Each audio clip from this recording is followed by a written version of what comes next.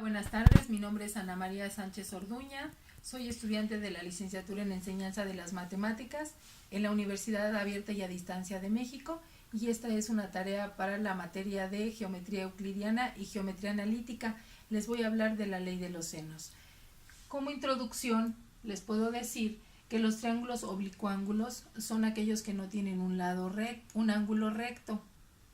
Quiere decir que son todos aquellos triángulos que pueden ser acutángulos u obtusángulos.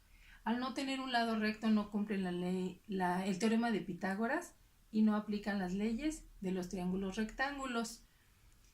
Solamente cumplen dos propiedades, que es que la suma de sus ángulos internos suma 180 grados y el lado mayor siempre es opuesto al ángulo mayor de esos triángulos. Aquí tenemos ejemplos de los triángulos oblicuángulos. Los tres primeros son obtusángulos y los dos de este lado son acutángulos. Para la resolución de los triángulos oblicuángulos siempre influyen 6 elementos, es decir, 3 ángulos y 3 lados, de los cuales siempre para resolverlos nos van a dar 3 datos. Dentro de esos datos siempre nos tienen que dar uno de sus lados. Para encontrar los valores restantes es posible usar la ley de los senos, la ley de los cosenos, la ley de las tangentes y el teorema de las proyecciones. Esto dependerá de los datos que nos den. La ley de los senos es donde vamos a ahondar un poquito más. Está basada en este teorema que dice que los lados de un triángulo son proporcionales a los senos de sus ángulos opuestos. Esta relación es esta y de acuerdo a los colores está indicado con este triángulo. Es decir, el lado A se opone al ángulo alfa, el lado B se opone al ángulo beta y el lado C al ángulo gamma. Esta es lo que se conoce como la ley de los senos. Ahora, cuando tengamos un ejemplo como este triángulo ABC, siempre se van a usar solamente dos de esas igualdades.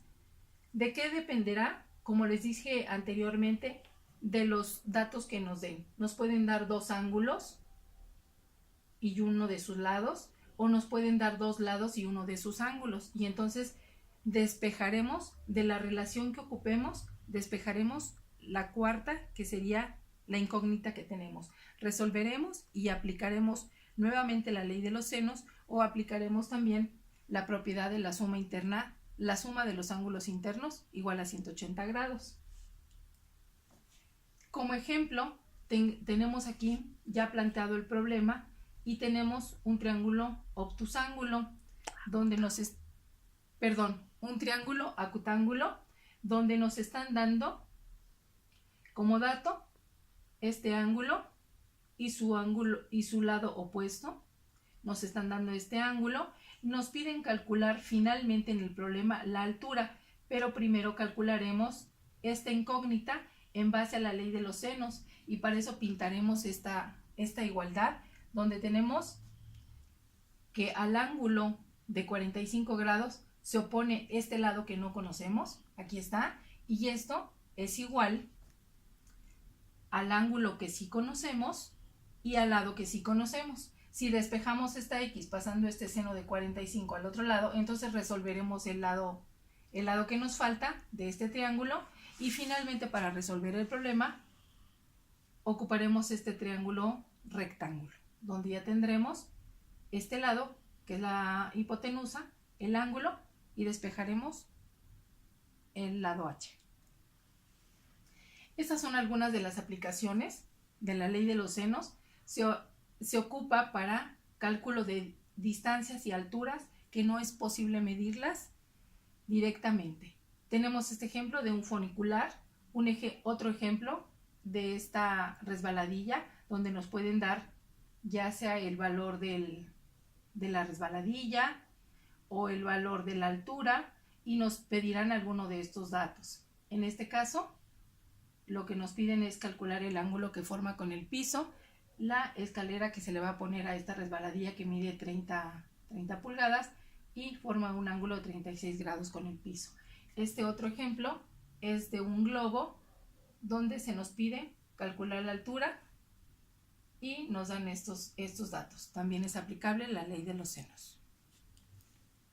Como conclusiones podemos decir que la ley de los senos se puede usar para la resolución de triángulos oblicuángulos siempre y cuando nos den un lado y el ángulo opuesto, es decir, cruzados, como ya lo habíamos visto, o nos pueden dar dos ángulos y el lado común, o finalmente, un tercer caso, nos pueden dar dos lados y el ángulo opuesto a uno de ellos.